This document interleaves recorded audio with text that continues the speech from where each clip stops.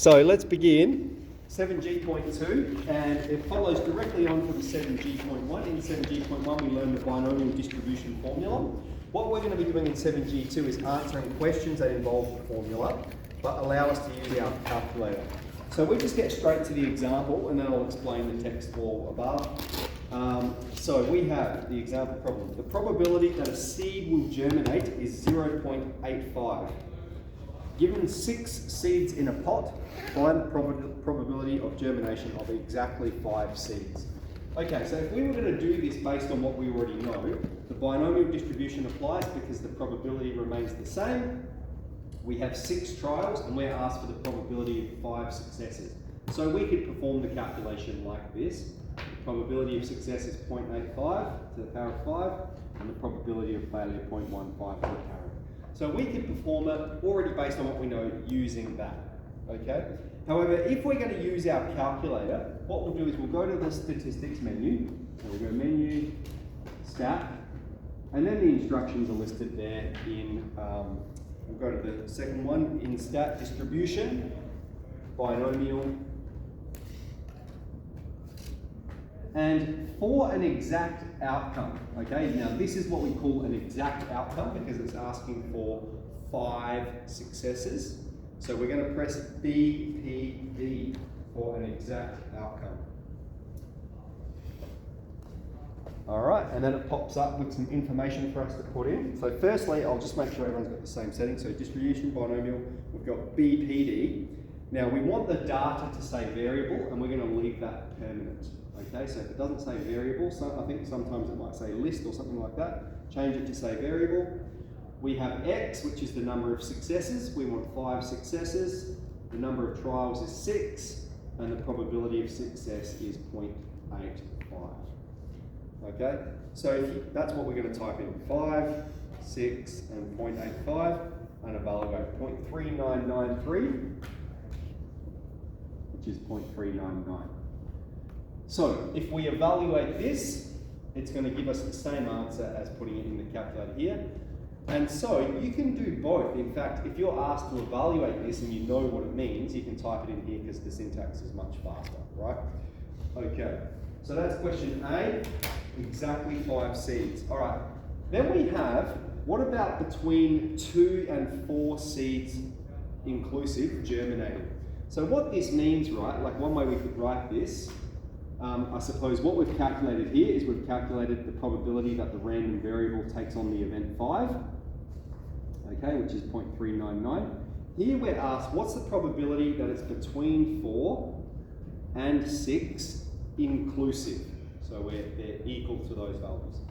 Now what it means, right, if we're putting 6 seeds in a pot, okay, let's say we've got 0, 1, 2, 3, 4, 5, or 6 seeds in the pot, and we have a discrete number of them, a whole number of them are going to germinate. We're asked here, what's the probability that it's between 4 and 6 inclusive? So that's this event here, right? It's the probability of 4 germinating, plus the probability of 5 germinating, plus the probability of 6. So based on what we know already, we could go, all right, well, what's the probability of x equals 4? Plus the probability of x equals 5, we've already calculated that one, right? That's 0.399, and then plus the probability of x equals 6, and that would give us the answer to this, okay? So we could do that based on what we already know. However, there is a tool on our calculator that we can use. Oh, sorry, it says between 2 and 4, not 4 and 6. So why'd you guys not pull me out on that? Between 2 and 4. Okay, so that's gonna look like this. Yeah, so it's the probability of event 2 plus event 3 plus event 4. Okay, so the way that the calculation we would do is called a BCD calculation. Before we selected BPD, that's for an exact outcome, one event. Here we have multiple events occurring. It's a cumulative sum. So we select BCD. And you'll notice in there we have distribution, binomial BCD, we have a lower boundary and an upper boundary. So our lower boundary is going to be 2 because we're including it. So we're in BCD. Our lower boundary is 2, our upper boundary is 4, the number of trials is 6, and the probability of success is 0.85. So put those settings in, 2 to 4, and we've got 0.223. Okay. Find the probability that less than 3 seeds germinate. Okay, so if it's less than 3, all right, here there's 3, and if it's less than 3, it's talking about this event, right? It's the event 0, 1, or 2. So again, we could do BPD for 0, for 1, and for 2, and add them together, or we can do the BCD calculation. We're asked, what is it, the probability that it lies between 0 and 2. So in this circumstance, our lower boundary would be 0, our upper boundary would be 2, the number of trials is 6, and the probability of success is 0.85. So we'll evaluate that one.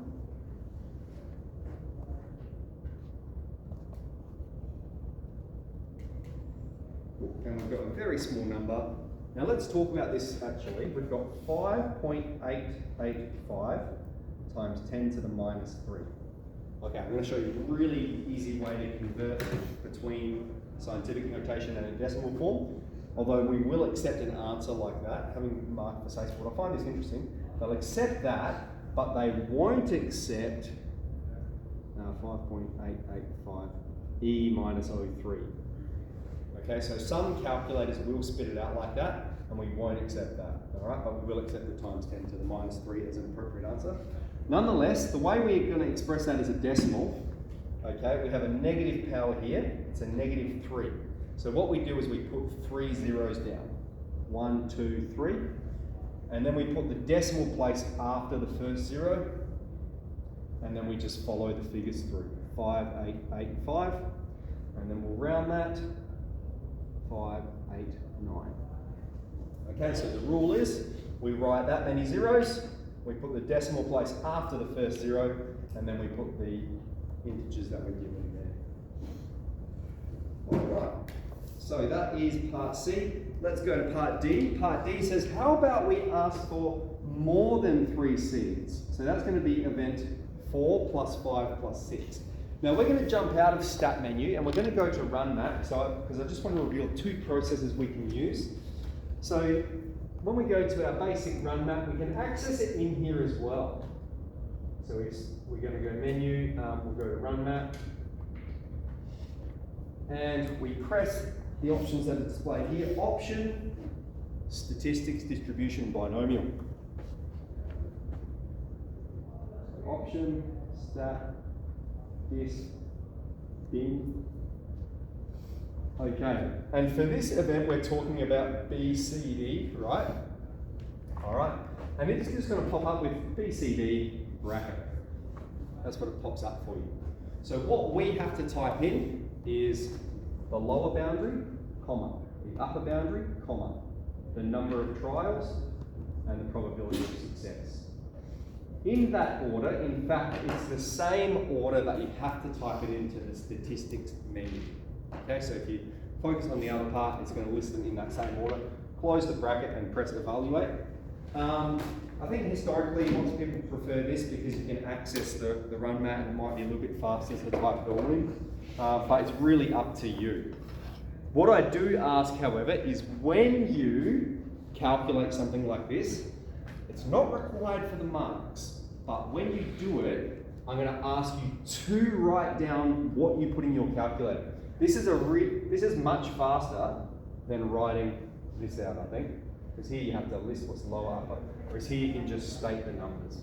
So we've got our lower boundary in this circumstance is 4, our upper boundary is 6, our number of trials is 6, and the probability of success 0.85.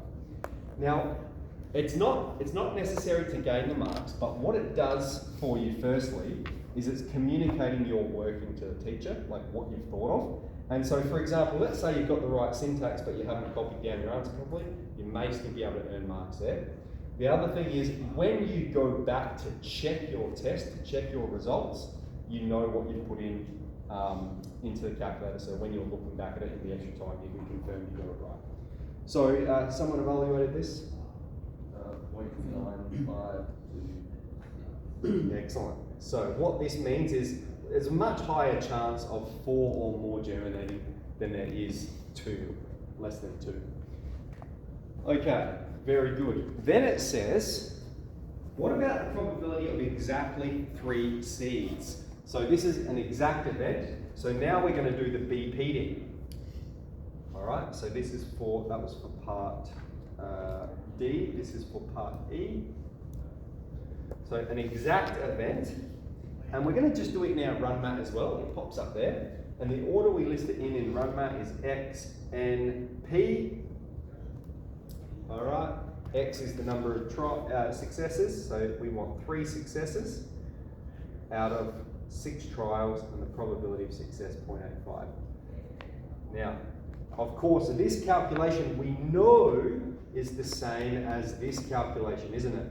6, 3, 0.85 to the power of 3, 0.15 to the power of 3. Okay? Those calculations are the same. And if we evaluated this, ratio 0.4145. 145. Nice. Okay. Then part F says, what is the significance of the sum of your answers to C, D, and E? So look what we did in part, so these are all the possible events, right? You could have 0 germinate, 1 germinate, 2 germinate, 3, all the way up to 6. Now, in C, we did less than 3, so we did all of these events.